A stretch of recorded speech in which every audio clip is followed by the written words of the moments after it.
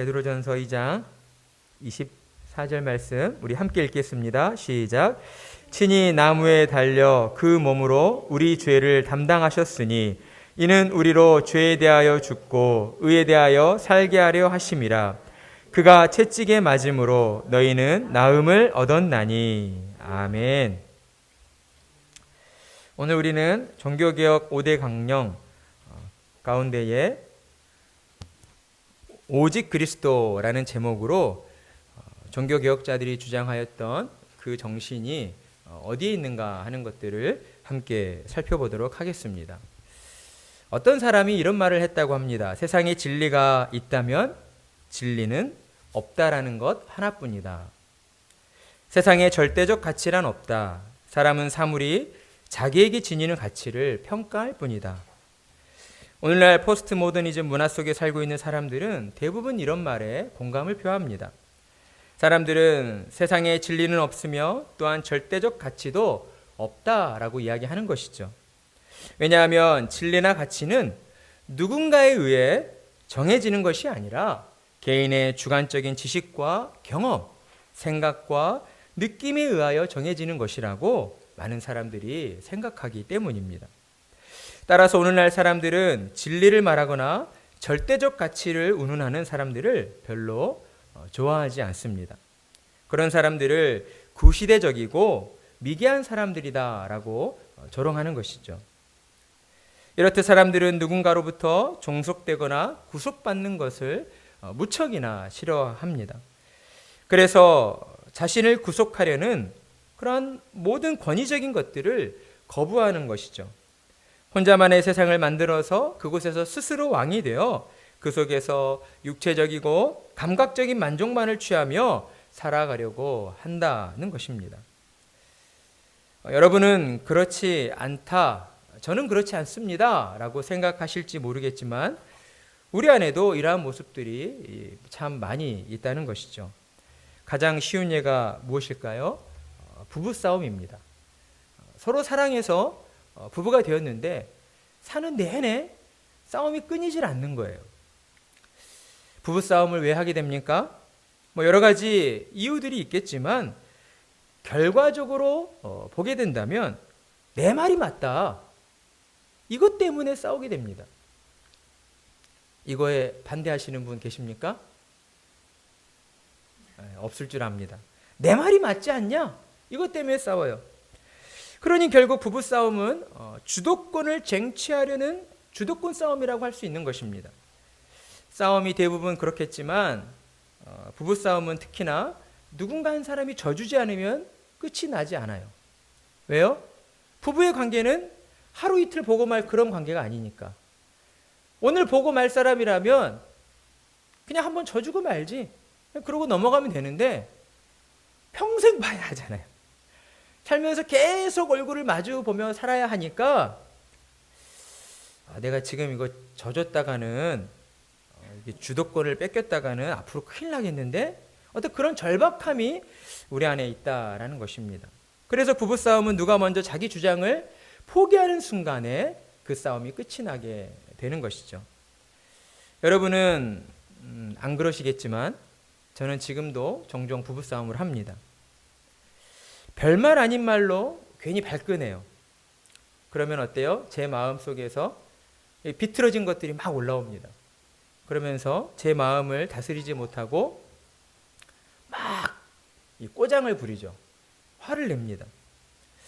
그런데 그렇게 자존심을 내세우며 정말 똥꼬집 부릴 거 다 부리고 나면 반드시 찾아오는 게 있어요. 그게 무엇일까요? 후회가 반드시 찾아옵니다. 왜 그랬을까? 좀만 참을 걸. 그러면 안 되는데 참 나란 사람 어쩔 수 없구나. 별 볼 일 없구나. 창피해서 쥐구멍이라도 숨고 싶은 마음이지만 그 후회라는 감정을 통해서 저는 저의 잘못들과 그리고 연약한 부분들을 돌아보게 되는 것입니다. 그로 인하여 저는 참 부족하고 모난것투성인 저와 지금껏 함께 잘 살아와준 제 아내에게 감사의 마음을 갖게 되는 것이죠. 저는 이러한 의미에서 부부싸움 후에 하나님의 은혜를 또한 경험하게 됩니다. 제가 이렇게 말씀드린다고 해서 의도적으로 하나님의 은혜를 받기 위하여 부부싸움을 하라는 말씀을 드리는 것은 아닙니다. 싸우고 나서 후회하기보다 알아서 잘하고 알아서 감사하는 사람이 훨씬 지혜로운 사람이기 때문입니다. 누구에게 알아서 잘해야 합니까? 아내에게 알아서 잘해야 합니다. 곁에 있는 아내를 더 많이 아껴주시고 사랑하시는 우리 남편들, 그리고 미래의 남편들 되시기를 축복합니다. 이처럼 죄된 본성을 지닌 사람은 본능적으로 누군가의 종속되기를 싫어한다라는 것이죠. 어디서나 내가 인정받기를 원하고 내가 절대적인 가치를 지닌 사람이다, 이렇게 존경받기를 원합니다.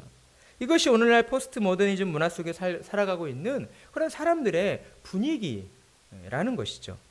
그러다 보니 사람들은 진리나 절대적 가치를 말하는 사람들, 주로 누구일까요? 누구입니까? 우리잖아요, 우리. 기독교인들, 그리스도인들을 별로 좋아하지 않습니다. 내가 원하는 대로 사는 게 진리요, 그것이 절대적 가치라고 생각하는 사람들에게 찾아가서 들어보세요. 유일신이신 하나님께서 이렇게 말씀하십니다. 그렇게 하면 안 됩니다. 그렇게 살면 안 됩니다. 하나님 뜻대로 살아야 됩니다. 하나님 말씀대로 살아야 됩니다. 라고 주장하는 그런 교회와 그리스도인들을 세상 사람들은 별로 좋아할 수가 없다라는 것이죠. 세상의 눈으로 볼 때에 교회와 그리스도인들은 매우 이기적이고 편협한 사람들일 수밖에 없다는 것입니다. 그런데 그 중에서도 믿지 않는 사람들이 더욱 이해할 수 없다라고 말하는 것은 천국에 들어가는 그 기준이 내가 얼마나 착하게 살았느냐라는 그러한 행위에 있지 않고 예수님을 믿었느냐 안 믿었느냐에 따라 결정이 된다라고 하는 것이죠. 그래서 사람들은 의문을 제기합니다. 도대체 예수가 누구길래 왜 꼭 예수를 믿어야 합니까? 왜 꼭 예수를 믿어야만 구원받고 천국에 간다라고 이야기하는 것입니까? 이러한 생각은 오랜 시간 동안 교회 밖에서뿐만 아니라 그리고 교회 안에서도 계속되어져 왔습니다. 예수님이 누구이신가에 대한 논쟁이 끊이질 않았다라는 것이죠. 따라서 우리는 교회 역사를 통해 보여진 그리스도에 관한 논쟁들을 살펴보며 16세기 종교개혁자들이 타락한 로마 카톨릭 교회를 개혁하기 위해서 왜 그토록 강력하게 오직 그리스도를 주장하게 되었는가를 우리는 함께 살펴보도록 하겠습니다. 무엇보다 종교개혁자들이 오직 그리스도의 교리를 강조할 수밖에 없었던 이유는 무엇인가? 하나님께서 성경을 통해 구원은 오직 그리스도를 통해서만 주어진다라고 우리에게 말씀하시기 때문입니다. 그러니까 종교개혁자들이 주장하였던 오직 그리스도라고 하는 이 교리는 단순히 예수님이 어떤 분이신가, 예수님에 대하여 알고 싶다, 이것으로부터 시작된 것이 아니라, 그런 차원이 아니라 인간의 구원의 문제와 직접적으로 연관되어 있는 기독교 신앙의 가장 핵심이 되는 교리였다라고 하는 것입니다. 에베소서 2장 5절, 허물로 죽은 우리를 그리스도와 함께 살리셨고 너희는 은혜로 구원을 받은 것이라. 데살로니가전서 5장 9절, 하나님이 우리를 세우심은 노하심에 이르게 하심이 아니요 오직 우리 주 예수 그리스도로 말미암아 구원을 받게 하심이라. 아멘. 이렇듯 성경은 예수 그리스도로 말미암아 구원을 받게 하신다라고 우리에게 말씀하고 있다는 것이죠. 그렇다면 이 말씀을 들은 사람들은 여기서 또 하나의 의문점을 갖게 됩니다. 그것은 우리가 사도신경을 통해 고백하는 것처럼 하나님이 전능하시고 천지를 창조하신 창조주 하나님이시라면 하나님에게는 불가능한 일이 있다 없다? 없다. 하나님에게는 불가능한 일이란 없다. 우리가 이것을 믿음으로 고백하고 있는데, 그렇다면 하나님께서 인간을 죄에서 구원하시기 위해 말씀 한마디만 하시면 될 텐데 왜 굳이 예수 그리스도를 이 땅에 보내셔야만 했던 것일까 하는 것입니다. 사랑하는 성도 여러분, 하나님은 왜 예수님을 이 땅에 보내셨을까요? 그리고 왜 예수님을 통해서만 구원을 받을 수 있다라고 우리에게 말씀하신 걸까요? 이것을 바로 알기 위해서 우리는 먼저 죄로 타락한 인간의 비참한 상태가 어떤 상태인가를 알아야 합니다. 성도 여러분, 여러분은 하나님의 은혜가 임하기 전 여러분이 죄로 말미암아 얼마나 비참한 처지에 놓여 있었는가를 알고 계십니까? 웨스트민스터 소요리 문답 제19문을 보면 사람이 타락한 처지에서 비참한 것이 무엇입니까? 라는 질문에 이렇게 답하고 있습니다. 모든 인류는 타락함으로 말미암아 하나님과 교제가 끊어졌고 하나님의 진노와 저주 아래 있으며 그로 말미암아 이 세상에서 온갖 비참함을 겪다가 결국 죽음에 이르고 영원히 지옥의 고통에 떨어집니다. 이것이 죄로 타락한 인간의 비참함이라고 웨스트민스터 소요리 문답은 우리에게 가르쳐주고 있다는 것이죠. 이 문답을 생각해 보면 어떻습니까? 참으로 끔찍하다라는 그런 생각을 하게 됩니다. 왜냐하면 이 문답 어디에도 인간에 대하여, 인간의 삶에 대하여 희망적인 말이 보이질 않기 때문이죠. 그것은 그만큼 죄로 타락한 인간의 상태가 심각하다는 것을 우리에게 강조하고 있다라고 할 수 있습니다. 따라서 우리는 죄로 타락한 인간의 이러한 비참함의 상태를 곰곰이 생각해 볼 때 한 가지 결론을 얻을 수가 있는 것입니다. 그것은 바로 인간은 스스로의 힘으로 자신을 구원할 수 없다라는 결론입니다. 하지만 이러한 교리적인 기틀이 세워지기 전 16세기 로마 카톨릭 교회에서는 죄로 타락한 인간의 비참한 상태를 조금 다르게 바라보았습니다. 그들도 분명 죄로 인해 인간이 부패한 것은 맞지만 인간은 어때요? 하나님의 형상대로 지음받았다라고 하나님이 말씀하시잖아요. 그렇기 때문에 하나님의 형상대로 지음받은 인간 안에 있는 그 하나님의 형상이 죄 때문에 완전히 훼손되지는 않았을 것이다. 완전하게 타락하지는 않았을 것이다라고 그들은 바라보았던 것입니다. 그래서 그들은 사람 안에 선을 행할 수 있는 의가 남아 있어서 자신의 행위로 공로를 쌓아서 구원에 이를 수 있다라고 주장했던 것이죠. 이것을 그들은 신인 협력설이라고 하면서 인간이 구원에 이르기 위해서 하나님과 인간이 서로 협력할 수 있다라고 가르쳤습니다. 쉽게 말하면 하나님께서 구원의 은혜를 베푸셨는데 사람이 하나님의 구원의 은혜를 받을 수도 있고 거부할 수도 있다는 것이죠. 왜 이런 비성경적인 교리가 나오게 되었을까요? 교회를 들여다보니까 이런 교리가 나오게 된 거예요. 예수님을 믿는다고 하는데 그 사람의 삶을 들여다보니 전혀 예수님 믿는 것 같지가 않아요. 예수님을 믿는 삶의 변화된 모습이 없어요. 신학자들과 목회자들이 바라볼 때에 이건 좀 아닌 거예요. 그런 과정들을 통해서 이런 비성경적인 교리가 나오게 된 것입니다.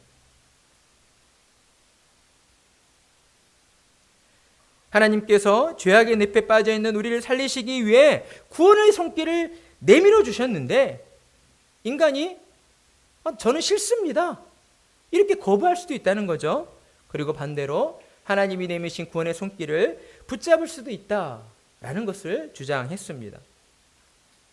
결국 이러한 비성경적인 교리들을 통해서 무엇이 나오게 된 것입니까? 인간의 행위와 공로가 나오게 된 겁니다. 행위를 통해서 내 공로로 말미암아 구원에 이를 수 있다. 이런 주장이 나오게 된 것이죠. 그리고 그들은 인간을 구원하시려는 하나님의 은혜가 로마 카톨릭 교회를 통해서만 주어진다라고 주장했습니다. 여기서 말씀드리는 교회는 무형의 교회, 비가시적인 교회, 영적인 교회를 의미하는 것이 아니고요. 물리적인 교회를 의미합니다. 그러니까 하나님의 은혜가 그 물리적인 공간, 즉 이런 예배당이죠. 이런 예배당의 공간을 통해서만 그 예배에 참석한 사람들에게 주어진다라고 가르쳤던 것입니다.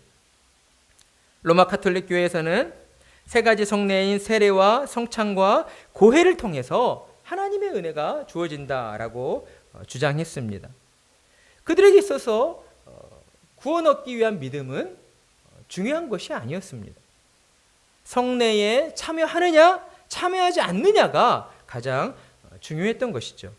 그래서 그들은 로마 가톨릭 교회 밖에는 구원이 없다라고 이야기하며, 그렇기 때문에 단순히 입술로 예수님을 믿습니다, 그리스도를 믿습니다, 이 고백만으로 구원받기에는 충분하지 않다라고 주장을 하게 된 것입니다. 되었습니다. 그러니 당시 교회가 어떠했겠습니까? 당시 성도들의 신앙생활이 어떠했겠습니까? 성도들은 두렵고 떨리는 마음으로 어떻게든 교회에 붙어 있으려고 했습니다. 믿음의 문제가 아니었어요. 교회에 붙어 있어야만 구원받을 수 있기 때문에, 사제들이 그렇게 가르쳤기 때문에 그들은 어떻게든 사제들의 눈밖에 나지 않으려고 사제들에게 잘 보이려고 했던 거예요. 왜요? 사제들에게 그런 권한이 있기 때문에, 정죄하고 교회에서 쫓아낼 수 있는 권한이 있었기 때문에 그 당시 성도들은 두렵고 떨리는 마음으로 어떻게든 사제들에게 잘 보이려고 교회에 붙어 있으려고 노력을 했다라는 것이죠. 목숨을 걸고 성례에 참여해야 했고, 사제들의 가르침이 성경을 벗어난 잘못된 가르침이라 할지라도 그것들을 지켜야만 했던 것입니다. 반대로 그렇지 못한 사람들은 어떠했겠습니까? 믿음이 있어도 자신의 구원을 확신할 수가 없었습니다. 그러한 현상들은 신실한 믿음의 사람일수록 더욱 두드러지게 나타나게 되었던 것이죠. 그들은 자신의 구원을 확신하지 못한 채 매일 불안과 두려움에 떨 수밖에 없었다라는 것입니다. 그 대표적인 인물이 16세기 종교개혁의 불씨가 되었던 마르틴 루터였습니다. 그는 남다른 신앙심을 가지고 있었어요. 하지만 그는 자신의 구원을 확신하지 못했습니다. 왜냐하면 그렇게 가르침을 받지 못했기 때문에, 또한 그 스스로가 자신의 내면에서 일어나는, 자신의 마음으로부터 일어나는 그러한 죄악된 것들을 끊임없이 발견할 수 있었기 때문이었습니다. 그래서 그는 늘 하나님을 두려워했습니다. 하나님을 무서워했습니다. 사랑의 하나님 생각조차 할 수가 없었습니다. 그래서 그는 언제나 그 마음 가운데에 내가 언젠가는 하나님께로부터 벌을 받을 거야, 하나님이 나를 벌하실 거야 라고 하는 그런 두려운 마음이 있었다라는 것이죠. 그러던 어느 날 사건이 터졌습니다. 루터는 본래 법학을 전공하던 수재였습니다. 당시 이름 있는 가문들은 대부분 그 자제들을 법학을 공부시켰습니다. 그래야 사회 속에서 출세한다라고 생각했기 때문이죠. 그러던 그가 어느 날 말을 타고 가다가 천둥 번개를 동반한 큰 비를 만나게 됩니다. 그의 바로 머리 위에서 내리치는 번개와 너무나도 큰 그 천둥 소리 앞에서 루터는 말에서 떨어져 버리고 맙니다. 그러자 그는 땅에 얼굴을 쳐박고 두려운 마음에 떨며 하나님께 용서를 구하게 되죠. 하나님, 살려만 주십시오. 하나님, 살려만 주십시오. 하나님, 살려만 주신다면 제가 평생 하나님의 종으로 살겠습니다. 하나님께 헌신하며 사제로 살겠습니다 라고 하나님께 기도했다라고 합니다. 왜 이러한 일들이 벌어진 것입니까? 하나님을 향한 두려운 마음, 하나님을 믿고 있음에도 불구하고 자신의 구원을 확신하지 못한 그 두렵고 떨리는 마음으로 말미암아 그는 하나님 앞에 이런 기도를 드릴 수밖에 없었다라는 것입니다. 그러나 오늘날 개신교에서는 인간의 전적 타락과 하나님의 불가항력적인 은혜를 가르치고 주장합니다. 죄로 타락한 인간은 선을 행할 수 있는 하나님의 어떤 형상도 남아있지 않기 때문에 하나님의 은혜 없이는 그 누구도 구원받을 수 없다라고 가르치는 것이죠. 그렇다면 개신교에서 가르치고 주장하는 하나님의 은혜는 무엇입니까? 그것은 바로 하나님께서 죄로 타락한 인간을 구원하시기 위해 친히 인간이 되셔야만 했다라는 은혜입니다. 종교개혁자들이 주장하였던 오직 그리스도의 교리가 바로 이것인 것이죠. 인간의 죄를 속량하시기 위해 하나님께서 직접 인간의 몸으로 찾아오셔야만 했던 것입니다. 그분은 바로 하나님이시면서 참 인간이신 예수 그리스도이십니다. 여기서 우리는 한 가지를 또한 생각해 보게 됩니다. 왜 하나님은 친히 인간이 되셔야 했을까? 먼저는 아담의 원죄로 말미암아 주어진 죄의 값을 치러 주시기 위해서였습니다. 인류는 아담의 원죄로 말미암아 죄로 부패한 비참한 존재로 이 땅에 태어나게 되었습니다. 따라서 구원받기 위해서 우리는 우리 안에 있는 그 죄값을 치러야만 합니다. 우리가 이 세상에서도 죄를 지으면 어때요? 죄값을 치르잖아요. 벌금을 내기도 하고 감옥에 가서 형벌을 받기도 합니다. 그에 합당한 죄값을 치러야지만 그 죄가 없어지는 거예요.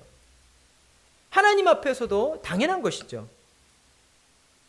아담의 원죄로 말미암아 우리에게 전가된 그 죄를 속량받아야지만, 그 죄값을 치러야지만 우리는 구원을 받게 되는 것입니다. 자, 이러한 논리대로 한다면 우리는 하나님 앞에서 어떻게 되겠습니까? 우리 안에 있는 죄값을 치르기 위해 우리는 다 죽고 마는 것이죠. 죽어 마땅한 존재들인 것입니다. 하지만 그것은 하나님의 뜻이 아니었습니다. 하나님은 죄로 타락한 우리를 구원하시기를 기뻐하셨습니다. 그래서 하나님은 모든 사람의 죄를 단 한 번에 속량할 수 있는 하나님의 능력을 지니신 분, 그리고 인간을 대표하여서 인간의 죄값을 치를 수 있는 죄 없는 순결한 사람의 피가 필요했다라는 것입니다. 그래서 하나님은 친히 인간의 몸을 입고 독생자 예수 그리스도로 우리에게 찾아와 주신 것입니다. 그리고 우리를 대신하여 십자가 희생 제물이 되어 주셨습니다. 그리고 하나님께서는 이를 믿는 자를 의롭다 여겨주신다라고 우리에게 말씀하십니다. 로마서 3장 23절에서 25절의 말씀 우리 함께 찾아서 읽어보도록 하겠습니다. 로마서 3장 23절에서 25절의 말씀입니다.